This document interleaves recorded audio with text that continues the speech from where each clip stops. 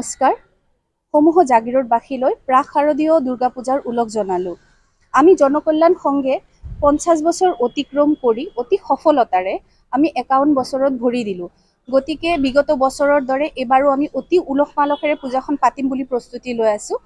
আৰু অহা 2 অক্টোবৰ তাৰিখে আমাৰ মহিষাসুৰ মৰ্দিনী যেটো আমাৰ নাট্য অনুষ্ঠান হ'ব, সেইটো আমি ৰাতিপুৱা 5 বজাত অনুষ্ঠিত কৰিম। গতিকে সকলো জাগিৰোডবাসীক সাদৰ নিমন্ত্ৰণ জনাইছোঁ। লগতে 10 অক্টোবৰ তাৰিখে আমাৰ আৰু এটা মুখ্য আকৰ্ষণ আছে, সেইটো হ'ল DD নম্বৰ 1, যাত সকলো ধৰণৰ মহিলাই পাৰ্টিচিপেট কৰিব পাৰিব।